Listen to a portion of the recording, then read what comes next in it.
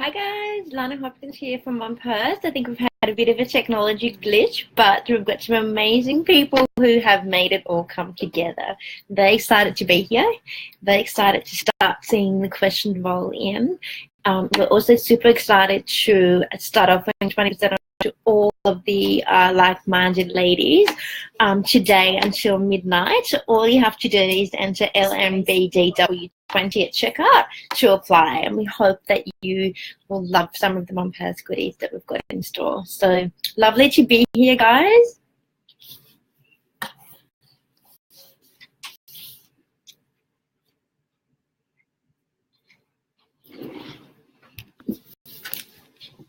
So she should keep talking.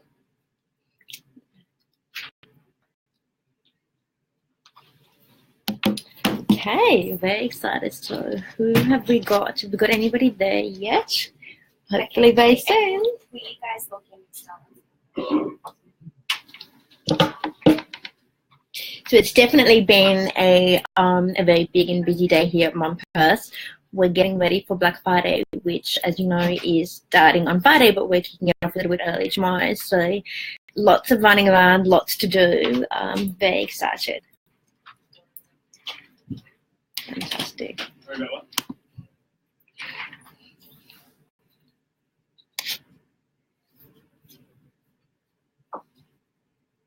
So guys, you should say hi to Gemma from our team as well.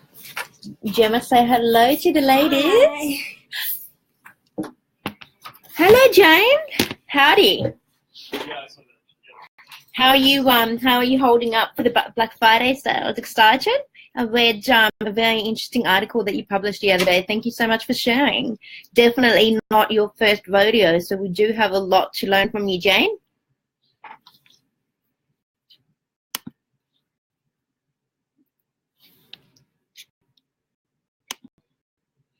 Hi, Chance. How are you, gorgeous?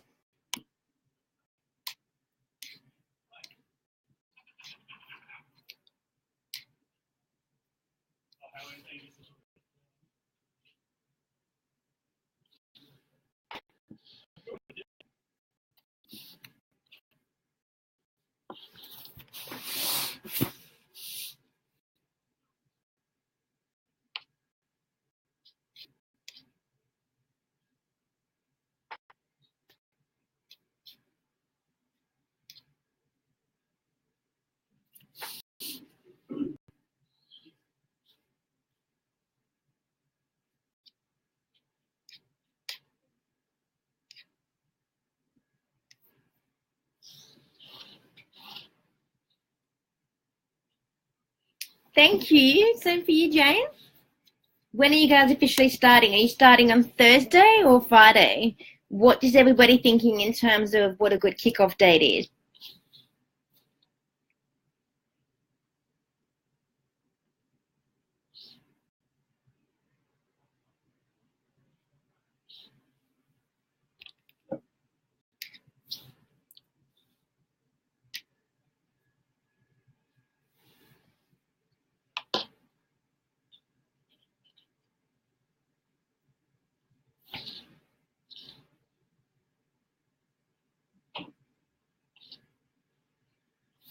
Okay, guys, I'm very excited to start seeing the questions come through, so hopefully not too much longer now.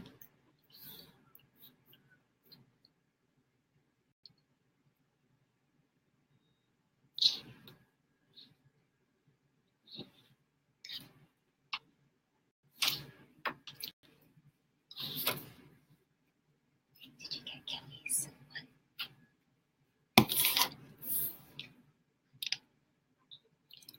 Kelly, okay, so for some reason my internet connection has failed me, but that's okay. Kelly, hello, how are you?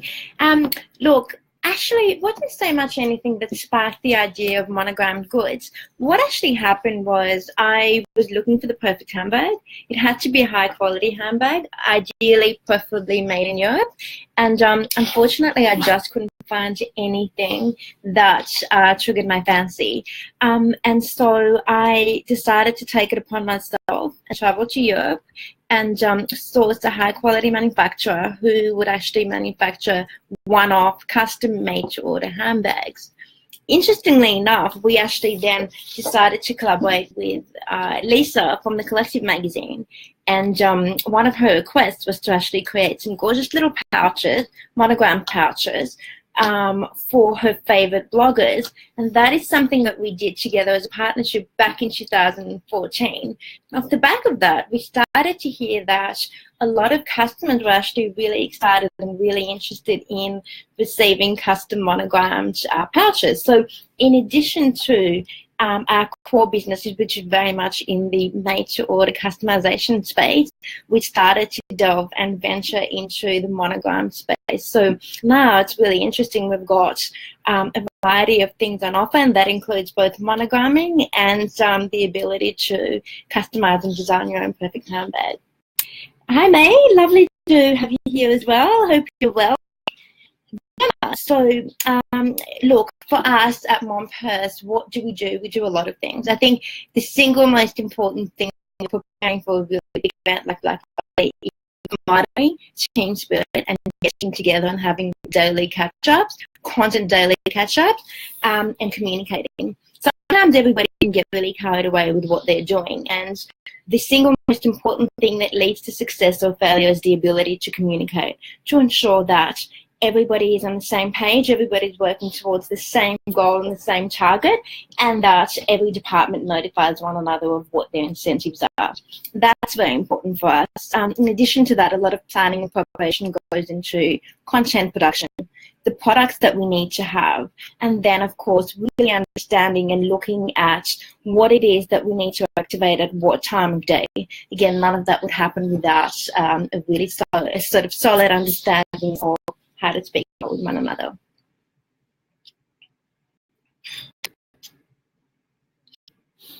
Any more questions?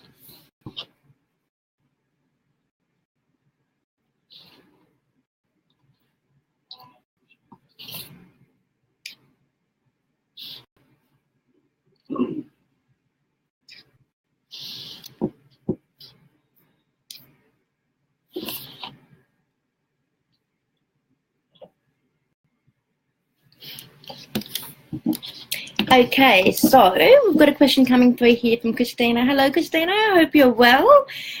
What is one of your biggest struggles you've had with running your own business, and how did you overcome that? That's a great question. I think the biggest challenge that anybody has in business is finding the right people, and then ensuring that the right people are doing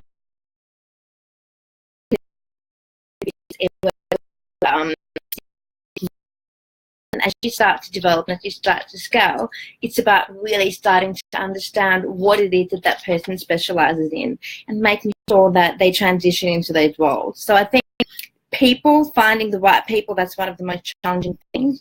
I think it's also about the ability to manage your time efficiently and effectively, because at the beginning, you're very much the jack of all trades. You're doing anything and everything. So how do you start to think in terms of important versus urgent? Everything seems urgent, but there's only so many hours in the day, even if you are working 24/7. So those are the two key things. Find and hire the best people possible. Make sure that they have the right attitude. Make sure that they're passionate. Make sure that they're willing to go above and beyond. And make sure that you have a really good time doing what it is that you're doing. Kelly, I've got another question here for Kelly. What additional Q&A processes do you go through to ensure that you get the order right? There's very little room for error in customized products. That is very, very true, Kelly.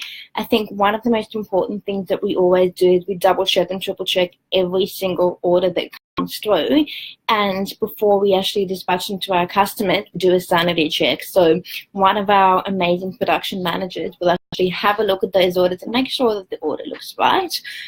Sometimes some of the creations that people design look a little bit interesting, and so we'd rather ask them a question and say, hey, is this really what you've designed, to have that conversation with them, as opposed to disappointing them to receive something that's not necessarily as amazing as we'd like them to be. We've got another question from Emma Brown. Emma, Love your bags. What's next for Monpurse? Is there something in the works? Thank you, Emma. We're always thinking about new things. We're constantly designing new ranges. We're constantly looking at different opportunities to head and show. Our biggest focus has very much been on expansion in global markets. And we've seen quite a lot of very strong traction in the East Coast of the US. And so that is definitely something that we're going to pursue and continue to pursue further. And in addition to that, really it's all about innovating and creating as many amazing different new bags and other small leather goods as well. So stay tuned.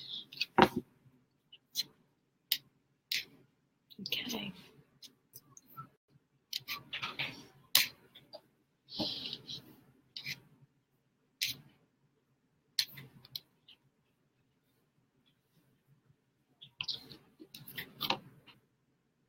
So guys, I'm here for another few minutes. I'm actually off to an event tonight, but if anybody has any questions at all, please let me know. Otherwise, we are offering a very special offer just for you ladies. It's 20% off all Monpurse items until tonight, midnight tonight. All you have to do is enter LMBGW20 at checkout to apply. Oh, hello, Kat. How are you? When did you decide to hire your first employee? How do you handle growth where you need help but are not making enough to pay them? Okay, lots of amazing and great questions. So our very first employee that I worked very closely with was actually a guy called Marco. Marco is now our senior software developer. He has been for quite some time. We decided to hire Marco at the very beginning of the business when we just did our very first capital raising. We had validated the MVP and we needed to build a site, particularly the bag builder proposition. So Marco came on board and he'd done some great and amazing things for the business. How do you handle growth where you need help but are not making enough to pay them? I think that you've really got to work out what's going to be super important, what's going to get you where you need to go in a step-by-step process. So there's always the temptation to have a team of 20, 30, 40 or 50 people, but it's actually working out what the customer needs and giving that to them. What is it that's going to help you scale? What is it that's going to help you validate your MVP or to scale revenue to a point where you can afford to scale? So in the beginning, the people we hired were very related to the things that were going to help us do just that, generate revenue. And then after that, as we continue to grow and look at different opportunities, we then started to be able to hire in other areas of the business as well. So it's really about working out what your priorities are and hiring accordingly. Okay, any other questions?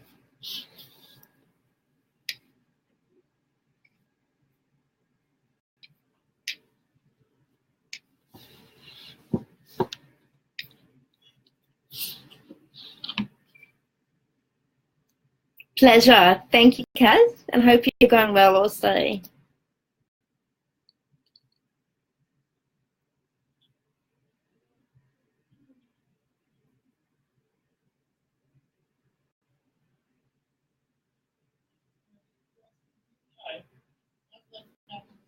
Okay, ladies, I'm literally just about to dash out to another event tonight, but if there's anything at all, please feel free to ask me. I think the single most important thing that somebody taught me, and a mentor of mine said to me, and this is something that stuck with me for a very, very long time, he said, it came from a great book that I think everybody should read. It's called The Hard Thing About the Hard Things by Ben Horowitz from Andreessen Horowitz. And he talks about the fact that who you hire defines and determines how the rest of your business career is going to go. So my biggest message to you all is hire the right people, hire the best people, invest in your people, invest in your culture.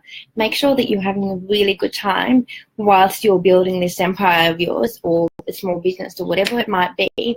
But make sure that you're having a great time. Make sure that you're enjoying it and make sure that you take your team along for the ride. Celebrate the wins and commiserate the losses, but do so together. Teammateship is absolutely everything. So there's another question that had just come through from Claire. Hello, Claire. Claire's question is, what is the best advice you can give to other business owners about facing growth in business? What is the biggest challenge your business has endured? It's all about people, and pays.